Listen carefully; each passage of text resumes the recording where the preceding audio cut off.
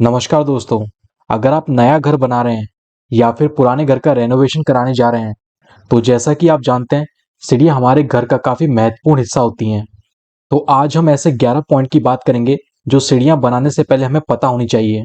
और हम इस वीडियो में ये भी जानेंगे कि कम जगह में हम बेहतर सीढ़ियाँ किस तरीके से बना सकते हैं। तो वीडियो को हम स्टार्ट करते हैं। सबसे पहले यहाँ पे हम समझ लेते हैं कि सीढ़ियों में यूज़ होने वाले टेक्निकल टर्म्स के बारे में। तो सबसे पहला हमारा पॉइंट आता है ट्रेड। ट्रेड का क्या मतलब होता है? देखिए, जब आप सीढ़ियाँ चढ़ते हैं उतरते हैं तो आप जिस स्टेप पे आप पैर रखते हैं उसको हम ट्रेड कहते हैं।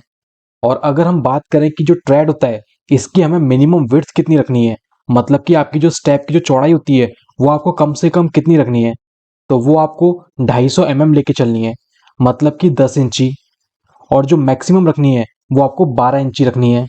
और जो हमारे घर होते हैं उनमें हम 10 इंची ही प्रेफर करते हैं। इसके बाद हमारा दूसरा पॉइंट आता है राइजर।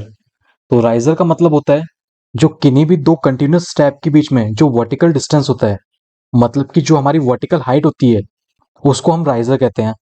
और यहाँ पर आपको ध्यान देना है कि जो राइजर है उसकी जो हम हाइट लेंगे वो मिनिमम हमने 150 mm लेनी है। 150 mm से कम नहीं होनी चाहिए, मतलब कि आपकी 6 इंची से कम नहीं होनी चाहिए।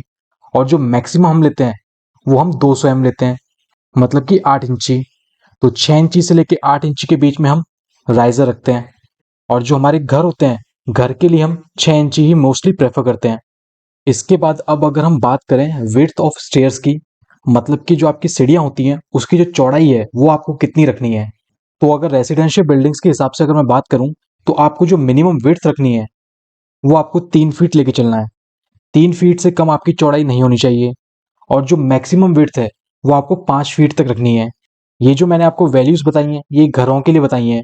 वहीं अगर आप कमर्शियल प्रॉपर्टीज की तरफ जाओगे, जैसे कि हॉस्पिटल्स हो गए, स्कूल्स हो गए, तो वहाँ पे जो साइज है वो काफ़ी वेरी कर जाती है। वहाँ पर आप स्टेयरकेस की जो मिनिमम विड्थ है वो आप 6 फीट तक भी रख सकते हैं। तो ये बात आपको पता होनी चाहिए। नेक्स्ट पॉइंट हमारा आता है हैंड रेल। हैंड रेल होता है जब आप सीढ़ियाँ चढ़ते हैं तो आप जिस रेलिंग को पकड़ कर सीढ़ियाँ चढ़ रहे हैं उसी को हम हैंड रेल कहते हैं। और हैंड रेल की जो हम हाइट रखते हैं वो हमें 2.5 फीट से लेकर 3 फीट तक रखनी है। मिनिमम आपने 2.5 फीट रखनी है, 2.5 फीट से कम आपकी हैंडरेल की हाइट नहीं होनी चाहिए। और जो हैंडरेल होती है वो आपकी हमेशा क्लॉकवाइज डायरेक्शन में ही होनी चाहिए। अब हम बात करेंगे लैंडिंग के बारे में। तो स्टेयर केस में किन्हीं भी दो फ्लाइट्स के बीच में जो जगह होती है उसको हम लैंडिंग कहते हैं। लैंडिंग का पर्पस होता है कि जो स्टेयर केस है उसकी दिशा को चेंज करना।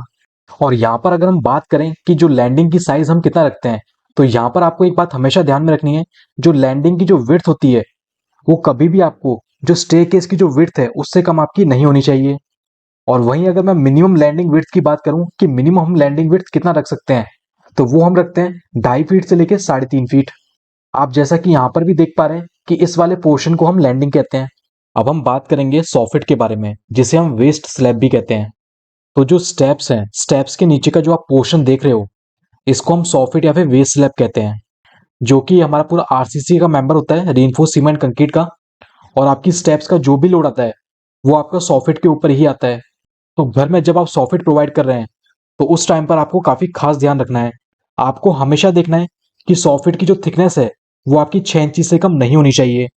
क्योंकि मोस्टली केसेस में जहां पर हमारे स्टेयरकेस फेल होते हैं उसका रीज़न यही होता है, वहां पर जो सॉफिट की जो थिकनेस है वो काफ़ी कम दी गई होती है, 6 इंची से कम होती है। इसकी वजह से क्या होता है, जो स्टेप्स का जो भी लोड है वो आपका पूरा सॉफिट के ऊपर आता है और इसकी वजह से जो सॉफिट है वो हमारी फेल हो जाती है।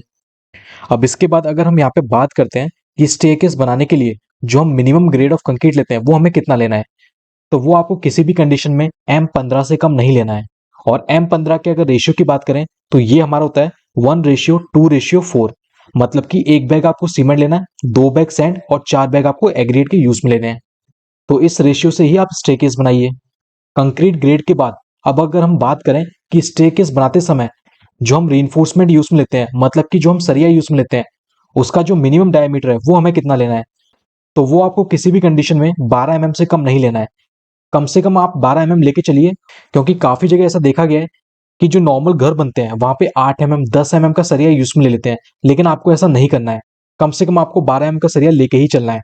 इसके बाद अगर हम बात करें कि एक बेहतर स्टेयरकेस हम किस तरीके से बना सकते हैं।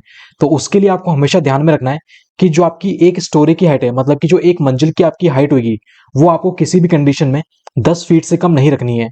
कम से कम आपकी 10 फीट तो होनी चाहिए, जिससे कि आपकी उसके हिसाब से नंबर ऑफ स्टेप्स निकल के आ सकें। तो ये कुछ बातें आपको ध्यान रखनी है स्टेयरकेस बनाते समय।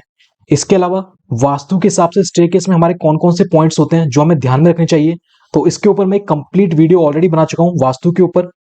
तो अगर आपने वो वीडियो मेरा नहीं देखा है तो आप जाके उस वीडियो को देखिए। तो उन सब पॉइंट्स के बारे में मैंने काफी अच्छे से वहां पर डिस्कस किया है, तो आप जाके उस वीडियो को देखिए। तो मिलते हैं हम अपनी नेक्स्ट वीडियो में, तब तक के लिए थैंक यू।